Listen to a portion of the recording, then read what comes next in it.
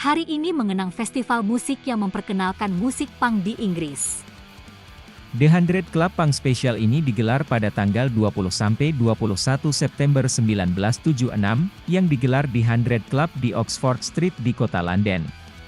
Promotor acara ini yaitu Ron Watts mendekati Malcolm McLaren, untuk bisa membawa bandnya yaitu The Sex Pistols di acara ini dan dijadikan band utamanya.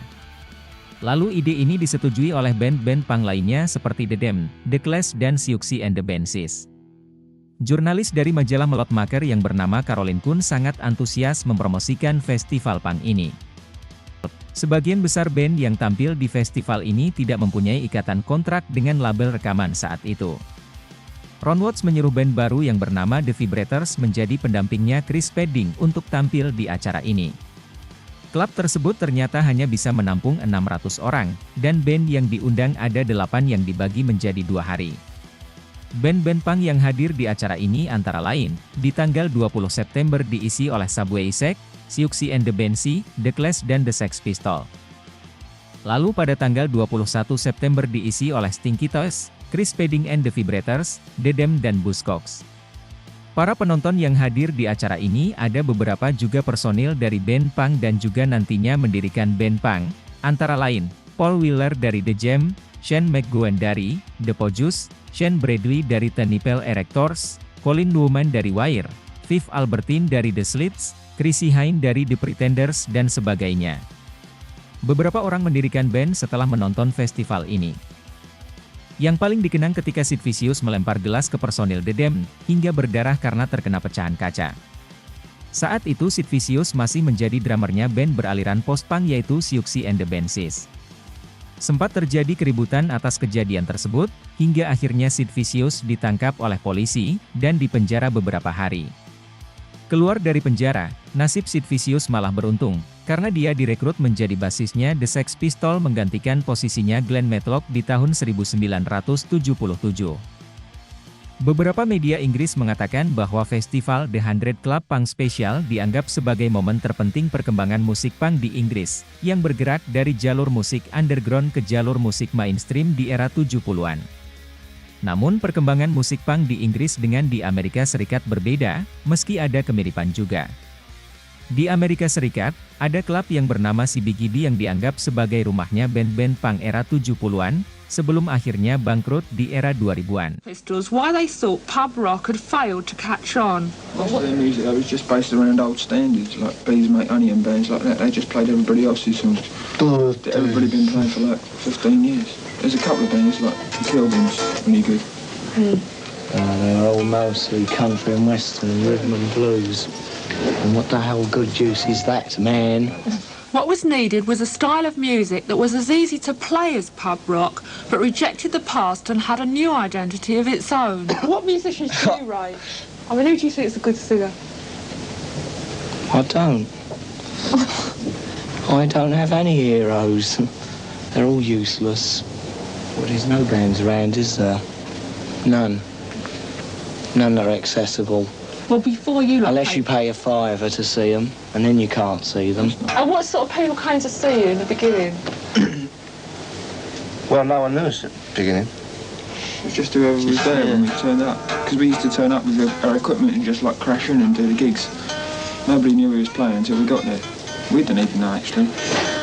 Well, you reckon that was the only way to get a gig, was just to turn up first? And... Yeah, that's how we could get gigs. Fucking pushing. Still can't get them. No, Sean. How come Come on, Johnny. No. What, when you stood up and started singing the first time, what happened? I mean... Oh, John, go on. It was wonderful. No, come on. People loved me. They threw flowers. Well, look, I saw you the 6th time, and people were quite shell-shocked. Well, then you know yourself, don't you? But what sort of people come to see you? Home, though, Johnny. I don't know, just bored people. Bored out their brains with hippies.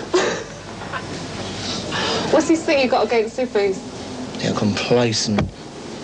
You were just attacking Top of the Pops and the sort of bands that are on there. What, do you think they're relevant to the kids 16, 17? Of course they're not. relevant to their mums and dads, but that's about all. What about bands like Rod Stewart? What about him? Mums and dads, yeah. He's all round, isn't he? All round entertainment. He's an old Things really started to move for the Sex Pistols when they were spotted by promoter Ron Watts, who gave them a booking at the 100 Club in Oxford Street. I saw them at High Wycombe. It was interesting because they really managed to upset the crowd, or most of the crowd, and they had some of their followers with them who looked like people I've never seen before in my life. What did they look like? Oh, amazing. They had this multicoloured hair and they had clothes on which had been ripped to pieces and put back together with safety pins. And it was very bizarre. It's beyond anything that I'd seen. Beyond anything that had hit High Wycombe before? Yeah, probably since as well. And what happened when they played down here? Well, the first time they played, their audience turned out, the Bromley lot with the multicoloured hair again and what have you. And it was good. We hadn't seen anything like it, and so we thought, well, we'll give it a try again. And there weren't very many people come in at first, you know. The first sort of half dozen gigs were very average in support, you know. Any other band would have done as many people. But it's the actual followers that did it, you know, that turned the key. We've been there for 5 years or more just waiting for this to happen, and now it's happened. It's like it's only a punk way of dressing, it's just dressing exactly how you want to look and finding clothes that are original, not like wearing everything that everyone else wears, you know, looking just a bit different. Have you tried to get a band together? Yeah, I did the 100 Club, the punk festival. Siouxsie and the Banshees. What did you sing? The Lord's Prayer via Twist and Shout, Knocking on Heaven's Door, and a bit of Deutschland, Deutschland, über alle. And what went down the best? All of it. It got boring in some parts, but it picked up.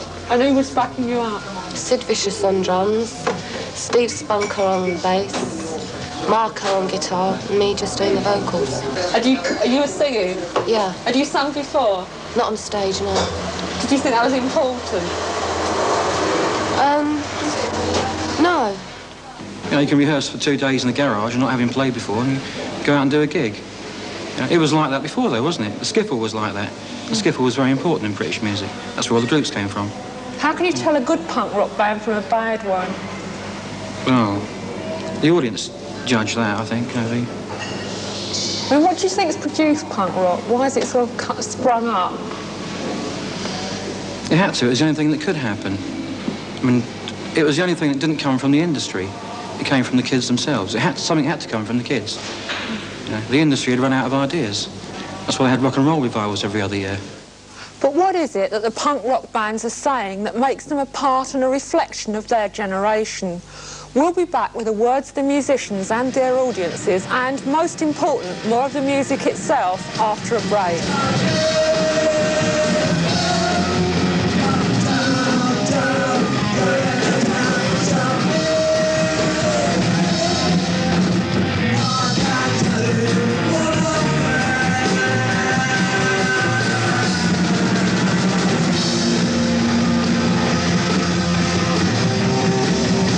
It's like, it's got nothing to do with them anymore when, like, Rod Stewart gets up there and starts, like, going on with his string orchestra, you know what I mean?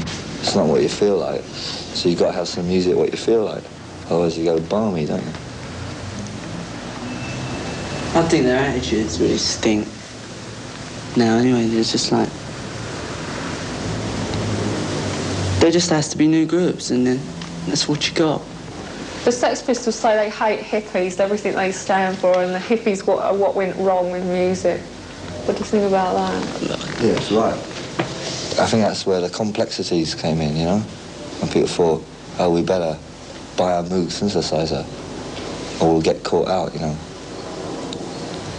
Like maybe... If there's any around, they should, like, you know, jump into action immediately. Because, you know, I suppose it ain't their fault. They've had too much dope. Yeah, lying on the floor and looking at the ceiling. But it's another generation to yours. Yeah, one that went wrong. What sort of things do you write about? What's going on at the moment? Like what? Like what? Career opportunities. White Riot. Yeah, tell me about White Riot. What's it about? Notting Gate. Like, you know that riot they had? Well, we was down there, me and him, and we got searched by policemen looking for bricks, like, and then later on we got searched by Rasta looking for pound notes in our pockets. So all we had was bricks and bottles. But still. But one of the lines in it is everybody does what they're told to. yeah, it's true. I mean, do you think what's happened to a lot of young people is that they've been pushed around a lot? Yeah, and well, that your like, music's a bit the of school I went to, right? I mean, there's sort of like, all the kids are supposed to sort of like be factory project, you know, that sort of stuff. And like, the school's sort of built, it's a real sort of depressing school and that. And you go there, you don't learn nothing. All you're sort of like working for is just to go into the factory which is around the corner or something like that. And, well, most of the mates I know are all working in the factory. And there are a lot of your fans on the dole. I mean, do they feel the same way? Yeah, else they wouldn't come to our gigs, would they? If they weren't on the dole, would they be your fans? Well, I mean, if there was jobs, then they wouldn't be on the dole. And maybe we'd be singing about love and kissing or something. So the new groups claim they're singing about the situations that they and their fans find themselves in. Where are they? The Sex Pistols' first single is aggressively called Anarchy in the UK. But what do they mean by anarchy?